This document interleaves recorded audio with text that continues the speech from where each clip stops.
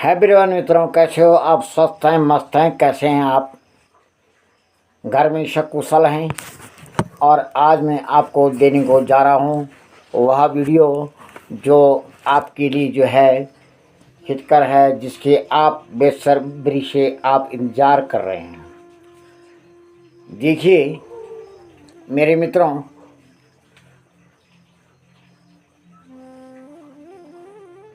माने ज्योतिष शास्त्र इस प्रकार का है कि जिसकी कोई व्याख्या नहीं किया जा सकती है, जिसका कोई पार नहीं किया जा सकता है।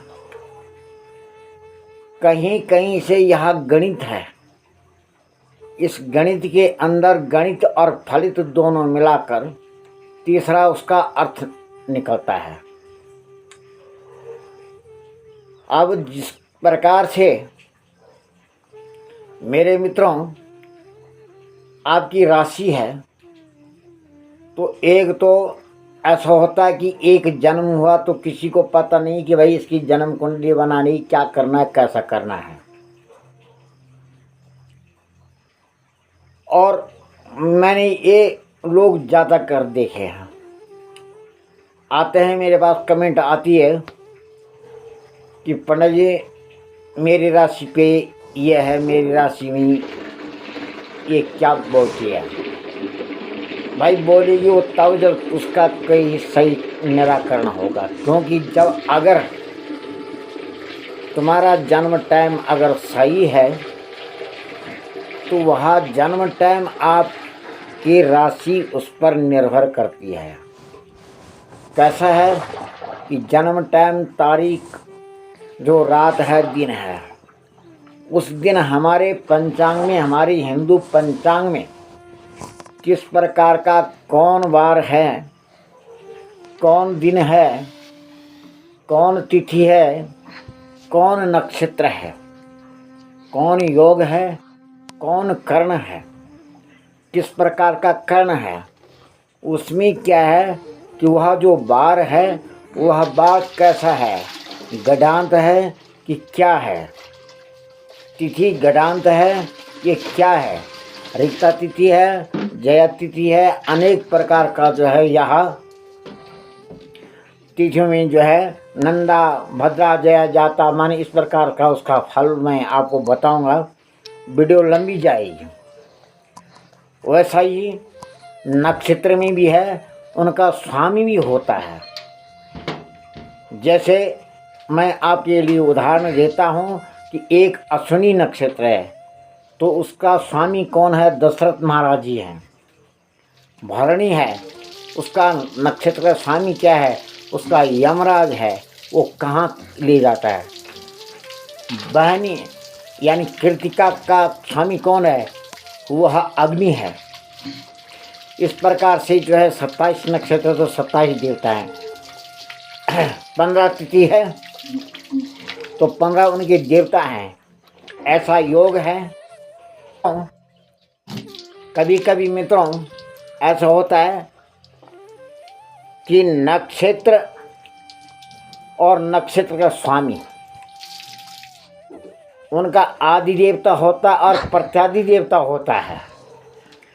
बहुत कुछ बड़ा भव सागर है ये, इसका कोई पार पाना कोई सरल बात नहीं है। ये तो बहुत बड़ा लंबा चौड़ा हिसाब है इसका। पर फिर भी हम जो है उसको जो है अपनी मेहनत के द्वारा, उस गणित के द्वारा, उस फलित के द्वारा, ऋषि मुनि जब हम कभी कभी जो है जब हमने इस विद्या को सीखा था 1974 में, 70 से 74 में, और उसके आगे तो बढ़ते रहे, तो मैं आपको एक छोटा सा एक उदाहरण देता हूं कि आप इसका खंडन कीजिएगा। कि गताब्द वृंदे मुनिखावर चंदे और निगना सभ्योमा स्वगजस्व भक्ता स्त्रीरा फलंबार घटी फलानी स्वजन्म वारादियोतानि तानि। इसका भाव अर्थ आप बताएंगे, इसका जवाब देंगे।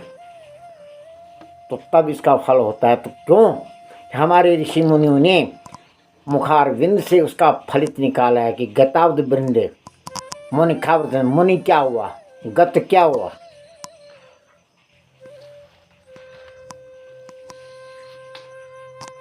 तो इस प्रकार से जो उसमें जो है फिर हाथों से गणित करते, मुँह से उनकी जो है जमान बेमान जो सरस्वती जो रहती है, जो सरस्वती जो कहती है, उसके द्वारा गणेश जी लिखते हैं और सरस्वती बोलती है।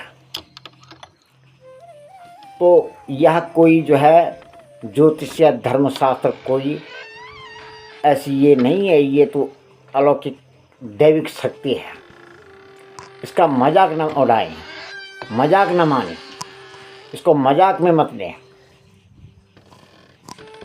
तो अपने जीवन के साथ खिलवाड़ न कीजिएगा, अपने जीवन के साथ खिलवाड़ न कीजिए, अपने परिवार के साथ खिलवाड़ न कीजिएगा, अपने बच्चों के साथ खिलवाड़ न कीजिएगा। भगवान ने जो है हमको जन्म दिया है,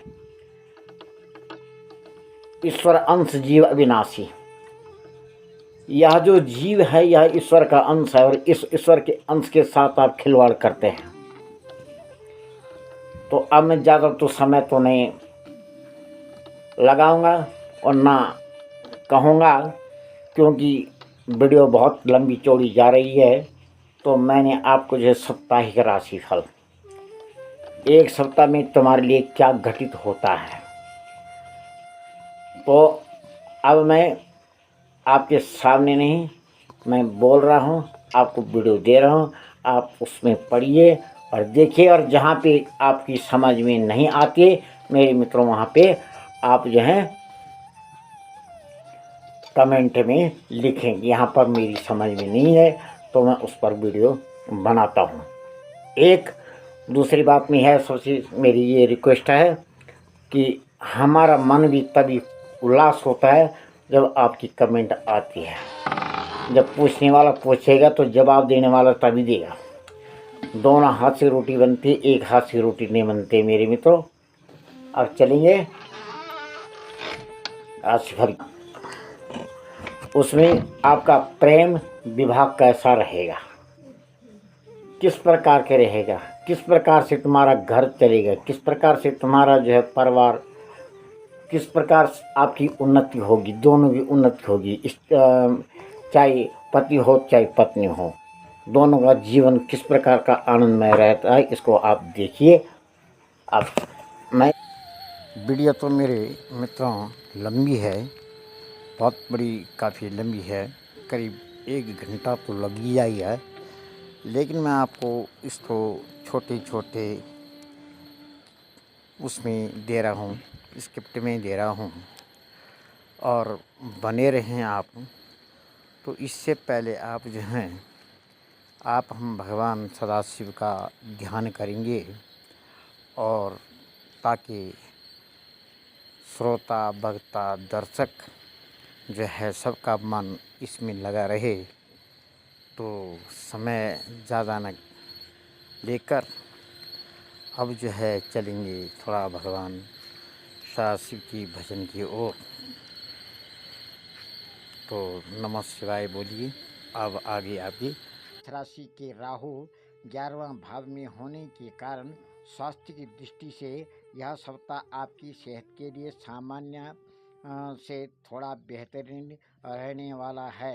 खासतौर इस हफ्ते की शुरुआत अच्छी रहेगी, क्योंकि इस समय आप मानसिक और शारीरिक दोनों ही रूपों से खुद को काफ़ी स्वस्थ पाएंगे। हालांकि इस दौरान मस्ती और पार्टी के दौरान आपको मदिरा सेवन करने से बचना चाहिए, नहीं तो स्वास्थ्य खराब हो सकता है। इस सप्ताह इस राशि के जातक को, खास तौर से महिला जातक को, कुछ भी बोलते समय भी वित्तीय लेन देन करते समय विशेष सावधानी बरतने की ज़रूरत रहने वाली है।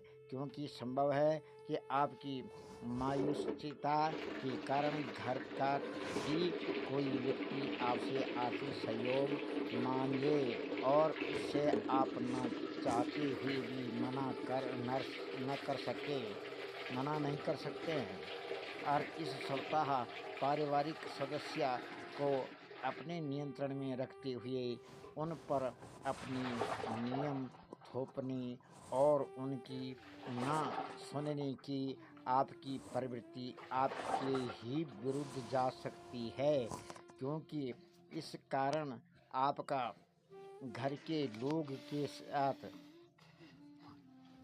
विवाद संभव है, जिसके चलते आपको न चाहते हुए भी उनकी आलोचना का सामना भी करना पड़ सकता है। आपकी चंद्र राशि से बृहस्पति के तीसरे भाव में होने की वजह से यह सप्ताह आपकी पदोन्नति के लिहाज से आपको कई बड़े अवसर देने वाला है। हालांकि हर अवसर को सही सोच विचार करके ही उससे लाभ उठाने का प्रयास करें, क्योंकि संभव है कि आप भावनाओं में बहकर उतना मुनाफा न अर्जित कर सके जितना आप उसके हकदार हैं। इस सप्ताह कई छात्रों की सेहत खराब हो सकती है, जिसके कारण उन्हें खुद को अपनी पढ़ाई लिखाई के प्रति केंद्रित रखने में परेशानियों से दो चार करना पड़ेगा। ऐसे में शुरुआत से ही अपने स्वास्थ्य का ध्यान रखते हुए किसी अच्छे डॉक्टर से सलाह लें। उपाय आप नियमित रूप से 41 बार ओम नरसिंहाय नमः का मंत्र का